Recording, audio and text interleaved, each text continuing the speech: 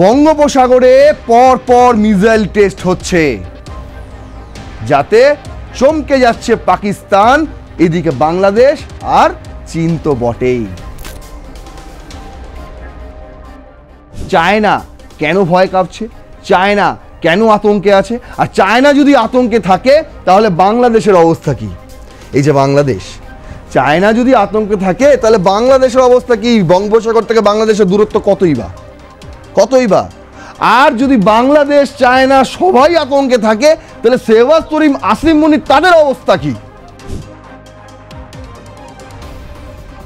আমেরিকার যেমন লাভ হবে সেরকম ভারতেরও লাভ হবে। এরপর কি হবে? এরপর আর ডোনাল্ড ট্রাম্প প্রতিদিন এসে বলবেন না যে রাশিয়ার থেকে তেল কিনবে না। কেন কিনছো রাশিয়ার থেকে তেল? আচ্ছা ঠিক আছে, বাদ দাও, যেখান থেকে ইচ্ছা কিনছো। যেমন চীনকে বলতে যায় ডোনাল্ড ট্রাম্প যে কেন রাশিয়ার থেকে তেল কিনছো, দরকারই নেই। সেরকম ভারতকেও আর বলতে আসবে না, বরং যে ট্যারিফ বাড়িয়ে দেওয়া হয়েছে সেটাও আস্তে আস্তে কমিয়ে দেওয়া হবে। ভারতের সামরিক শক্তিতে এটা একটা নতুন প্রোডাক্ট, এবং এই প্রোডাক্ট প্রথমবারের জন্য টেস্ট হতে চলেছে বঙ্গোপসাগরে। আতঙ্ক গ্রাস করেছে চায়নাকে, তাই তারা কি করছে? as soon as India issued the NOTAM, China began moving a familiar set to research vessels into the Indian Ocean. Bharat মহাসাগরের এদিক থেকে ওদিকে এবার ওদের যে জাহাজ চলে সেগুলোকে সরানো হচ্ছে। চায়না হোক কোনো দেশই আর ভারতের আকাশে প্রবেশ করতে পারবে না যুদ্ধ বিমান। আর এখানেই পিলে চমকে যাচ্ছে চায়না আর পাকিস্তান।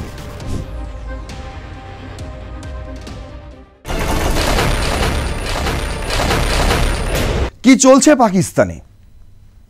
সেখানে ইমরান খান তার সঙ্গে দেখা করেছেন তার বোন। দেখা করার পর তিনি জানিয়েছেন যে বেঁচে আছেন, ইমরান খান বেঁচে আছেন, কিন্তু প্রচণ্ডভাবে তিনি মানসিক নির্যাতনের শিকার। ভালো করে কথা পর্যন্ত বলছেন না কারোর সঙ্গে, সারাক্ষণ রেগে আছেন। অন্যদিকে আসিম মুনিরকে তিনি দায়ী করেছেন তার এই অবস্থার জন্য। সেই স্বীকারোক্তি তার সঙ্গে দেখা করার পর জানিয়েছেন ইমরান খানের বোন। আর আসিম মুনির, তিনি যে এখনো সিডিএফ হলেন না, চিফ অফ ডিফেন্স ফোর্স, এই নোটিফিকেশন এখনো জারি হলো না। হওয়ার কথা ছিল 29শে নভেম্বর, শোনা যাচ্ছে নাকি ডিসেম্বরের শেষ সপ্তাহে হবে। কিন্তু এটা কি ভালো চোখে দেখতে পাচ্ছেন না শেহবাজ শরীফ, নাকি অন্য কিছু হয়ে গেল? তার মদতেই তো এত কিছু, তাই না? আসিম মুনিরকে দেশের মাথায় বসিয়ে দেওয়া।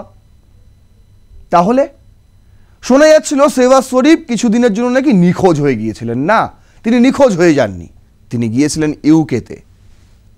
বুঝতে পারছেন? সেখানে কিছু তিনি সলা পরামর্শ করে এসছেন। কি করে এসছেন এখনো স্পষ্ট নয়, সেই আপডেট আপনাদের দেব।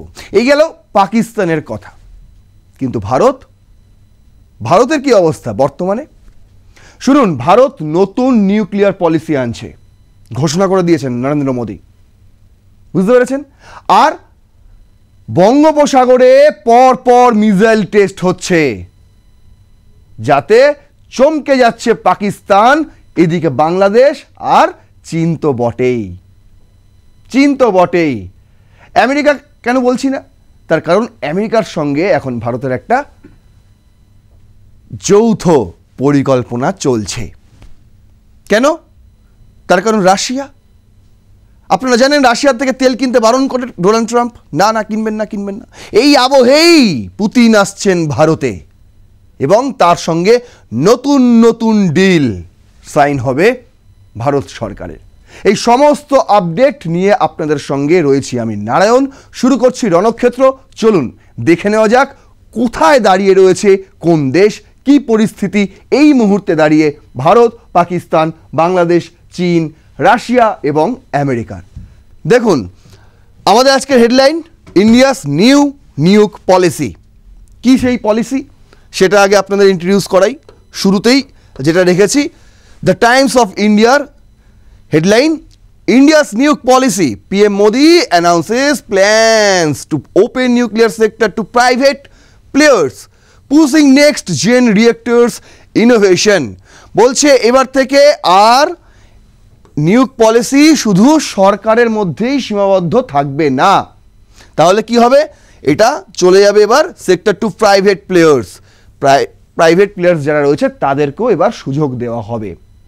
বুঝতে পারছেন, আমেরিকা যেমনটা হয় আপনারা জানেন, ঠিক একই নিয়মে নতুন নীতি শুরু করতে চলেছে ভারত সরকার। কি বলছে প্রাইম মিনিস্টার নরেন্দ্র মোদী?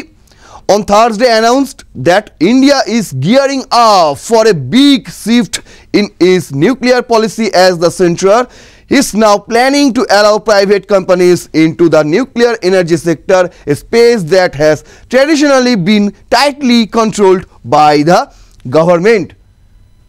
এটা একটা ট্র্যাডিশন হয়ে গেছে, যেন গভর্নমেন্টই পরমাণু সব কিছু তারাই দেখবে, তাদের হাতেই সমস্ত দায়িত্ব থাকবে, দায়ভার সমস্ত কিছু থাকবে। না, তা তো আসলে নয়। আপনি বিশ্বের বিভিন্ন দেশ ঘুরে দেখুন, সেখানে কিন্তু প্রাইভেট সেক্টররা অনেক ভালো কাজ করে, এই পারমাণবিক নীতিতে অনেক ভালো কাজ করে। এবার সেই বিষয়টাই কিন্তু আসতে চলেছে ইন্ডিয়াতেও। বুঝতে পারছেন, সবটাই আর সরকার নিজে থেকে কন্ট্রোল করবে না, কিছু ছেড়ে দেওয়া হবে, কিন্তু বাটন থাকবে সরকারের হাতেই। বলছে we are moving towards opening the nuclear sector as well, we are laying the foundation for a strong role for a private sector in this field to PM Modi said in his address through video conference. কেন করছে এই জিনিসটা আপনাদের মনে প্রশ্ন জাগবে, অনেকে বিরোধিতাও শুরু করেছে ইতিমধ্যেই। কেন হচ্ছে তার কারণ যে বিভিন্ন ক্ষেত্রের মানুষদের ভারতের এই সামরিক শক্তিতে সবার যাতে যোগদান একটা থাকে সেই বিষয়ে নিশ্চিত করতেই এই বিষয়। দেখুন এর মধ্যে কি কি লাভ আছে। বলছে কেন এটা ঐতিহাসিক সিদ্ধান্ত বলা হচ্ছে। কি লক্ষ্য ভারতের? 2025 সালের মধ্যে 100 গিগাওয়াট নিউক্লিয়ার বিদ্যুৎ উৎপাদন করা। আজ যেখানে মাত্র 8 গিগাওয়াট নিউক্লিয়ার বিদ্যুৎ তৈরি হয়, তা এক লাফে 100 গিগাওয়াটে পৌঁছানো সহজ নয়, এটা সবাই জানে। আর সেই কারণেই পদক্ষেপ এখন থেকে নেওয়া হচ্ছে। কি নেওয়া হচ্ছে? বলছে এর জন্য কি কি লাগবে। যদি 100 গিগাওয়াট নিউক্লিয়ার বিদ্যুৎ উৎপাদন করতে হয় 1 বছরের মধ্যে, বিশাল বিনিয়োগ লাগবে। সেই জন্যই তো প্রাইভেট সেক্টরে এই বিষয়টাকে উন্মুক্ত করা হচ্ছে। আর কি লাগবে? বহু নতুন রিঅ্যাক্টর লাগবে যারা আসবে, দ্রুত নির্মাণ, বেশি সময় লাগালে হবে না, আন্তর্জাতিক প্রযুক্তি, যে প্রযুক্তিতে কাজ করে রাশিয়া, চীন, আমেরিকা, একই প্রযুক্তি ভারতেও এবার সেট আপ হচ্ছে। প্রাইভেট কোম্পানির অংশগ্রহণ, যে কারণে এটা করা হয়েছে। নিউক্লিয়ার বিদ্যুৎ হলে কি বদলাবে বলুন তো? যদি ভারতে বিদ্যুতের বড় অংশ নিউক্লিয়ার উৎস থেকে আসে, তাহলে বিদ্যুতের দাম ভয়ানকভাবে কমে যাবে। আপনি আজকে যে টাকা, যে বিদ্যুৎ ইউনিট প্রতি 12 টাকা, 14 টাকা, 15 টাকা, 16 টাকা দিতে হচ্ছে, সেটা এক ঝটকায় 6 টাকা, 7 টাকা, 8 টাকা হয়ে যেতে পারে। বুঝতে পেরেছেন? বলছে দূষণ অনেক কম হবে, কয়লা আমদানি নির্ভরতা কমবে, স্থায়ী ও নির্ভরযোগ্য বিদ্যুৎ পাওয়া যাবে। যেমন ফ্রান্স বা রাশিয়ায় বিদ্যুতের বিল অনেক কম, কারণ তাদের পাওয়ার গ্রিড মূলত নিউক্লিয়ার শক্তির ওপর দাঁড়ানো।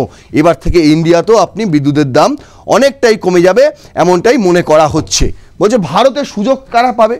ভারতে তো এই ধরনের কোম্পানি খুব কম, তাই না, যারা এই নিউক্লিয়ার প্রজেক্টে অংশগ্রহণ করতে পারে। তাহলে কারা সুযোগ পাবে?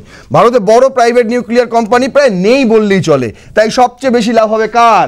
American private কোম্পানিগুলির।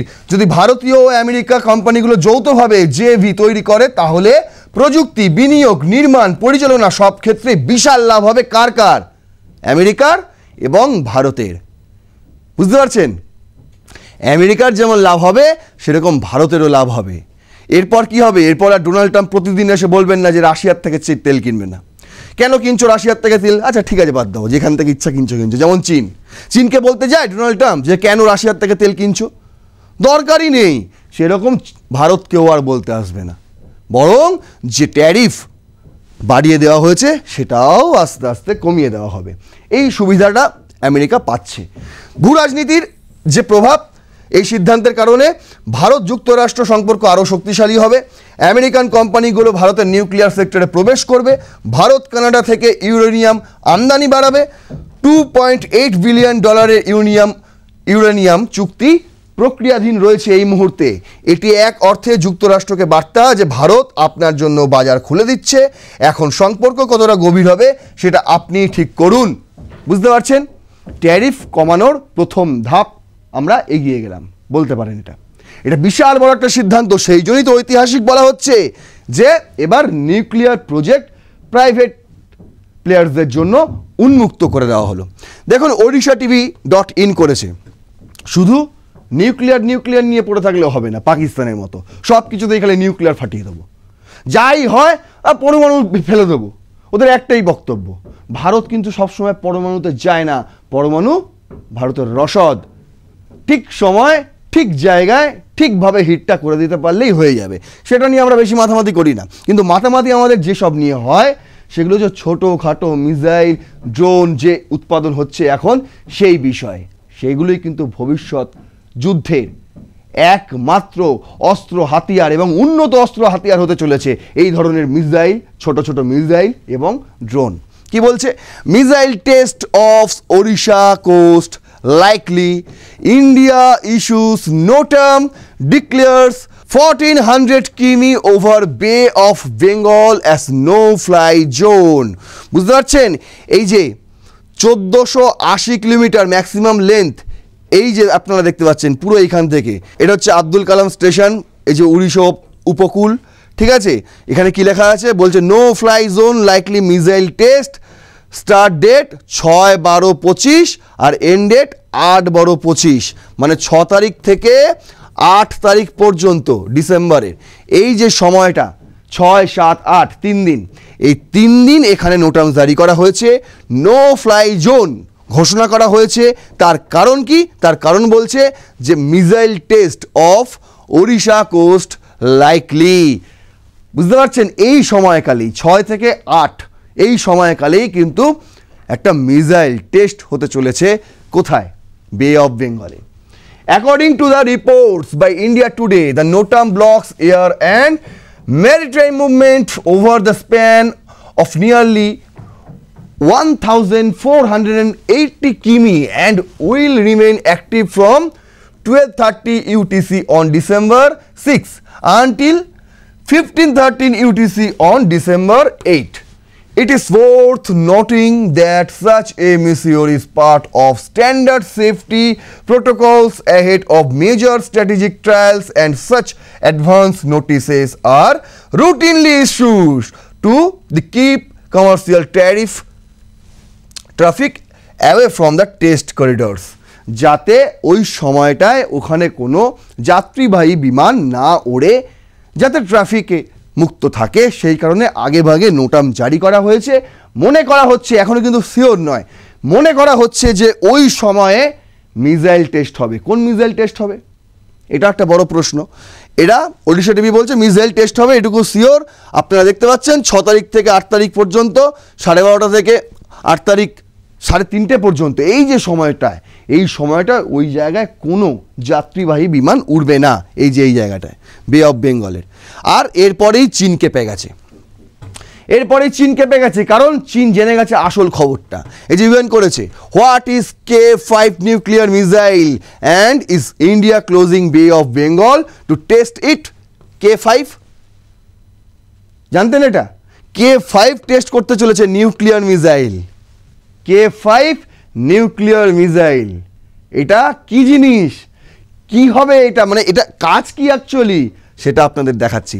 দেখুন, the missile planned range is 5000 to 6000 কিমি, significantly expanding India's reach compared to the exciting K15 and K4 systems.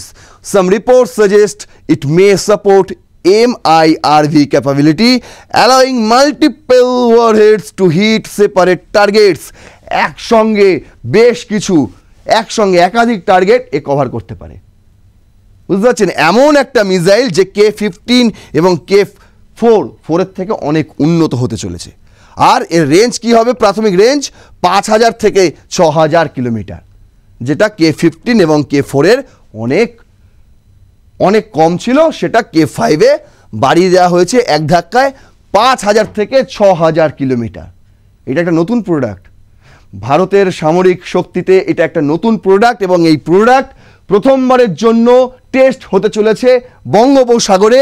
কিভাবে টেস্ট হবে সেটাও বলছে। দেখুন, ইন্ডিয়াস নেক্সট বিগ এসএলএমবি। এসএলএমবি মানে কি? সাবমেরিন লঞ্চড ব্যালিস্টিক মিসাইল, মানে সাবমেরিন থেকে, জলের তলায় যে সাবমেরিন যাতায়াত করে সেই সাবমেরিন জলের তলা থেকে মিসাইল উৎক্ষেপণ করা হবে। এবং সেই মিসাইল কোথায় যাবে? 5000 থেকে 6000 কিলোমিটার পর্যন্ত সেই মিসাইল চলে যাবে এবং একসঙ্গে সেপারেট টার্গেটস হিট করবে।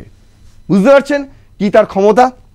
K5 being developed by DRDO, এটা ডেভেলপ করেছে। It's part of Secretariat K series built exclusively for India's sea-based nuclear deterrent, and the missile is meant to be launched from the Arihant class nuclear submarines, giving India long-range strike capability from underwater. যেটা বললাম, জলের তলা থেকে, সাবমেরিনের থেকে ছোড়া হবে, উৎক্ষেপণ করা হবে এই K5 নিউক্লিয়ার মিসাইল। সেটা কত দূর পর্যন্ত যেতে পারে? আবারও বলছি, 5000 থেকে 6000 কিলোমিটার পর্যন্ত যাবে এবং আঘাত হানবে এক জায়গায় নয়, একাধিক জায়গায় একসঙ্গে। দেখুন 2 কি বলছে? Nuclear capable by design, K5 is engineered to carry nuclear warheads with a payload capacity of around 1 to 2 tons. এটা এমনভাবে ডিজাইন করা যে একসঙ্গে অনেকগুলো পারমাণবিক সরঞ্জাম এর মধ্যে ধরবে এবং সেটা পরিমাণ হবে 1 থেকে 2 টনস। বুঝতে পারছেন? SLBMs in India are designed only for strategic nuclear roles, not conventional warfare. বলছি এতদিন SLMBs, এই যে সাবমেরিন লঞ্চড ব্যালিস্টিক মিসাইল, এটা এতদিন তৈরি করা হতো কিন্তু পূর্ণ ওয়ারফেয়ারের জন্য নয়, এটা শুধুমাত্র তো তৈরি করা হতো only for strategic nuclear roles. Strategic nuclear রোলসের জন্য এটা তৈরি করা হতো, যেমন K15 K4। কিন্তু এবার কি বলছে? এবার যে K5 তৈরি হচ্ছে, directly strength the countries second strike capability under the nuclear doctrine. এবার যে K5 হচ্ছে সেটা ডিরেক্টলি শক্তি প্রদর্শন করবে এবং কি বলছে? সেকেন্ড স্ট্রাইক ক্যাপাবিলিটি, পাল্টা আঘাত হানতে সক্ষম। বুঝতে পারছেন? এই যে 5000 থেকে 6000 কত দূর পর্যন্ত যাবে? যদি বঙ্গোপসাগরে এটা উৎক্ষেপণ হয় তাহলে এটার কত দূর পর্যন্ত যেতে পারে সেটাও আপনাদের দেখাবো। তার কারণেই তো চীন কাঁপছে।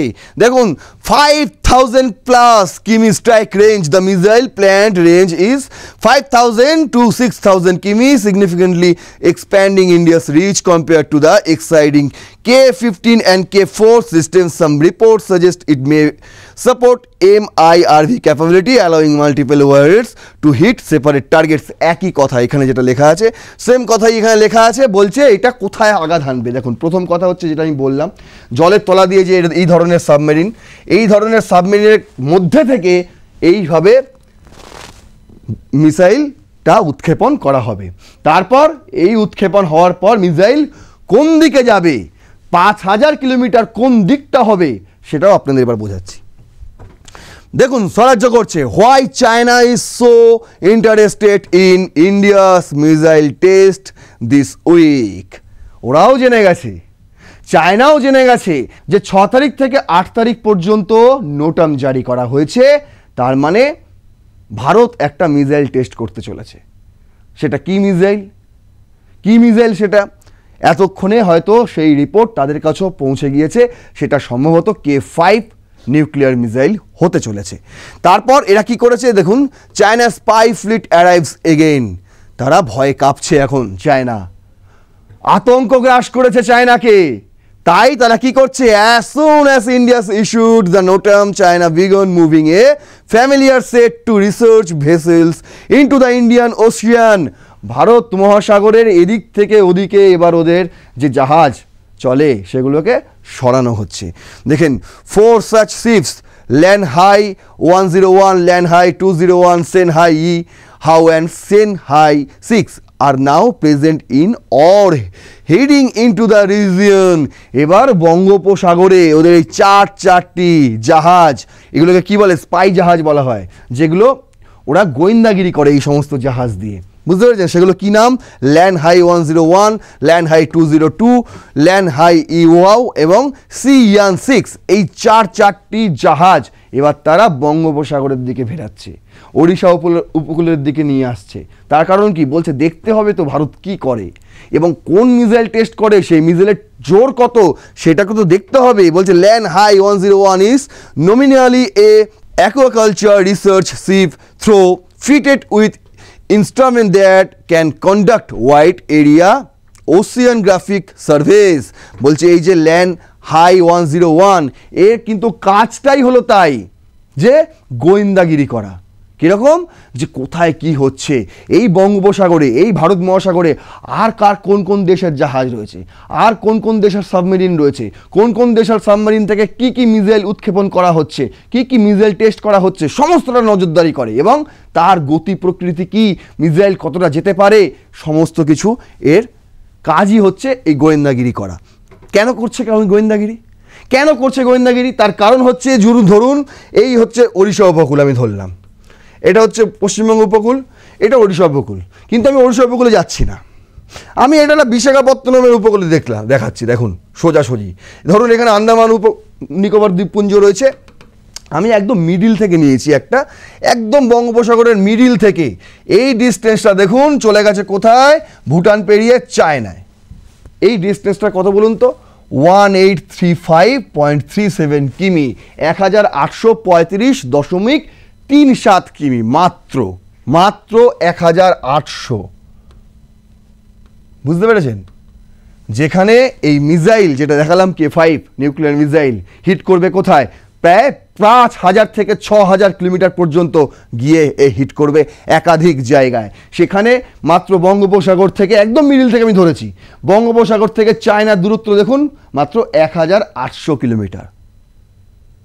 এই দূরত্বটাই তাদের মনে আতঙ্ক ভরে দিয়েছে, ভয়, তারা এখন ভয়ে কাঁপছে। তাই তো গোয়েন্দা জাহাজ যারা যেগুলো রয়েছে সেই সমস্ত গোয়েন্দা জাহাজকে ভারত মহাসাগর থেকে নিয়ে এসে এই দিকে নিয়ে আসছে যাতে এখানে টহল দেওয়া যায়, এখানে মোতায়েন করা যায়। তাহলে ভারত যে এই সময় মিসাইল টেস্ট করবে, কোন মিসাইল টেস্ট করবে, কিভাবে টেস্ট করছে, সমস্তটা নজরদারি করা যাবে। বুঝতে পারছেন? চায়না কেন ভয় কাঁপছে, চায়না কেন আতঙ্কে আছে, আর চায়না যদি আতঙ্কে থাকে তাহলে বাংলাদেশের অবস্থা কি? এই যে বাংলাদেশ, চায়না যদি আতঙ্কে থাকে তাহলে বাংলাদেশের অবস্থা কি? বঙ্গোপসাগর থেকে বাংলাদেশের দূরত্ব কতই বা। আর যদি বাংলাদেশ চায়না সবাই আতঙ্কে থাকে তাহলে শেহবাজ শরীফ, আসিম মুনির তাদের অবস্থা কি? শেহবাজ শরীফ এখন আসিম মুনিরের সঙ্গে আছে কি না আছে সেটাও এখন সবচেয়ে বড় প্রশ্ন। বুঝতে পারছেন? ইমরান খানকে নিয়ে এখন দ্বিধা বিভক্ত হয়ে গিয়েছে পাকিস্তানের প্রশাসনিক যে সরকার এই মুহূর্তে রয়েছে, প্রশাসন না সরকার ভগবান জানে পাকিস্তানে কি রয়েছে, কে চালায় পাকিস্তান দেশটাকে কে জানে, কেউ জানে না। বুঝতে পারছেন? তাই এখন তারা দোলাচলে রয়েছে, কোথায় কি হবে, কি করে দেবে ভারত, কিচ্ছু বুঝতে পারছে না। তার কারণ কি? আরও তার ভয়ের কারণ হচ্ছে এইটা, দেখুন রাত পোহালেই পুতিন আসছেন ভারতে। এক তো আমাদের পারমাণবিক নীতি পরিবর্তন হচ্ছে, সেইটা নিয়ে আতঙ্ক, অন্যদিকে আমাদের নিউক্লিয়ার মিসাইল টেস্ট হবে সেটা নিয়ে আতঙ্ক, আর এবার পুতিন আসছে ভারতে, এ তো আরও বড় আতঙ্ক। কেন বলছি? দেখুন ইন্ডিয়া টুডে বলছে Putin's India's visit to revive big ticket defence deals, new S-400 offer on table. India Today এই খবরটা করেছিল 1 ডিসেম্বর। তারা বলেছিল যে নিউ S-400 অফার করা হবে এই টেবিলের মধ্যে, তাই তো? বলছে যে পুতিন ভারতে আসার আগেই একটা বিগ টিকিট ডিফেন্স ডিলস প্রায় অনুমোদন হয়ে গেছে। সেটা কি? As Russian president Vladimir Putin is set for his first visit to India on December 4 to 5. Since the Russia-Ukraine war, high-level defense cooperation and a new S-400 missile deal are expected to lead the agenda. তার এই সফরকালে S-400 যে প্রতিরক্ষা system রয়েছে, missile প্রতিরক্ষা system, সেই system কিন্তু নতুন করে চুক্তির মধ্যে আসতে চলেছে। কিরকম বলছে, Russian president Vladimir Putin is expected to arrive in India on December 4 and 5 for the 23rd annual summit, marking his first visit since the onset of the Russia-Ukraine war and India's Operation Sindoor। ইন্ডিয়ার operation সিঁদুর এবং Russia Ukraine যুদ্ধের পর এই প্রথমবার ভারতের মাটিতে পা রাখতে চলেছেন রাশিয়ার প্রেসিডেন্ট ভ্লাদিমির পুতিন। কি বলছে, defence cooperation particularly a potential new S-400 air defence system contract is expected to be at the forefront of discussion between Prime Minister Narendra Modi and Putin, reaffirming the strategic partnership between the two countries। এই যে সফরকালে, তার সফরকালে সবচেয়ে বড় যে কথা হতে চলেছে নরেন্দ্র মোদীর সঙ্গে পুতিনের, সেটা হলো কি নিয়ে, সেটা particularly a potential new S-400 air defence system contract. নতুন S-400, যেটাকে আপনারা সুদর্শন চক্র বলেন। অপারেশন সিন্দুরের সময় যে সুদর্শন চক্র, যে S-400 পাকিস্তানকে নাস্তানাবুদ করে দিয়েছিল, একটা ওদের যুদ্ধ বিমান ভারতের আকাশে প্রবেশ করতে দেয়নি। এই যে এয়ার ডিফেন্স সিস্টেম, এবার এইটাকে নিয়ে আরও নতুন নতুন ডিল হতে চলেছে। কেউ বলছে একটা, কেউ বলছে দুটো, কেউ বলছে তিনটে। কিন্তু দেখুন, টাইমস নাও একটা এক্সক্লুসিভ খবর করেছে। টাইমস নাও এক্সক্লুসিভ বলছে, India ক্লিয়ার্স rupees 10,000 crore deal for 300 new S-400 missile ahead of Putin visit। পুতিনের আসার আগেই ভারত নাকি 10,000 কোটি টাকার ডিলে অনুমোদন দিয়েছে, যা 300টি, একটা দুটো নয় 300টি a new S-400 air defence system এবার আমরা চুক্তি করতে যাচ্ছি রাশিয়ার সঙ্গে। বুঝতে পারছেন, চায়না যদি চায়ও তাও কিছু করতে পারবে না। 300টা বুঝতে পারছেন, গোটা ইন্ডিয়া ঠেকে যাবে। গোটা ইন্ডিয়া একটা এয়ার ডিফেন্স সিস্টেমের মধ্যে, যেটাকে বলে ছাতা, পুরো ছাতা হয়ে যাবে। কোনো দেশই, পাকিস্তান হোক, চায়না হোক, কোনো দেশই আর ভারতের আকাশে প্রবেশ করতে পারবে না যুদ্ধ বিমান নিয়ে। আর এখানেই পিলে চমকে যাচ্ছে চায়না আর পাকিস্তানে। ওই যে বললাম, আমেরিকাকে কিভাবে নতুন চাল খেলা হচ্ছে আমেরিকার সঙ্গে, আমেরিকা সেখানে রাজি হয়ে যাবে। আর সমস্যা কাদের বাড়বে, মাথায় বাজ কাদের পড়ছে, পাকিস্তান, চায়না আর বাংলাদেশ। কিচ্ছু করার নেই, আর কিচ্ছু করার নেই। দেখুন ভারত এবার কি করতে চলেছে। যখন বাংলাদেশের সংবিধান পরিবর্তন হচ্ছে, যখন পাকিস্তানের সংবিধান পরিবর্তন হয়ে যাচ্ছে, ফিল্ড মার্শাল, সেনা প্রধান, তাকে এবার CDF করে দেওয়া হচ্ছে। CDF বলে কোনো পদই নেই পাকিস্তানে, কিন্তু এবার করা হবে, করে তাকে চিফ অফ ডিফেন্স ফোর্স করে দেওয়া হবে। সে ডিফেন্স ফোর্সেরও চিফ, সে দেশেরও চিফ হয়ে যাবে। শেহবাজ শরীফ আঙুল চুষবেন বসে বসে, প্রধানমন্ত্রী যতদিন আছেন, তারপর তো যে কে সেই হয়ে যাবে। তখন ভারত সামরিক শক্তিতে ভীষণভাবে জোর দিচ্ছে। তার কারণ, যখন আপনারা বাংলাদেশ, পাকিস্তান যখন পেছন দিকে হাঁটছে, তখন ভারত সুপার পাওয়ার হওয়ার আরও এক ধাপ পা এগিয়ে দিচ্ছে। বোঝাতে পারলাম? এই এপিসোডটি ভালো লাগলে অবশ্যই লাইক করুন, আপনাদের মতামত জানান, কমেন্ট করুন, এবং ইনফরমেটিভ লাগলে অবশ্যই এই এপিসোডটি শেয়ার করুন। আরও 10 জনের কাছে ছড়িয়ে দিন, যাতে প্রত্যেকে এই ইনফরমেশন জানতে পারে। আজকের মতন আপাতত এইটুকুই। দেখতে থাকুন রণক্ষেত্র। জয় হিন্দ, বন্দে মাতারাম।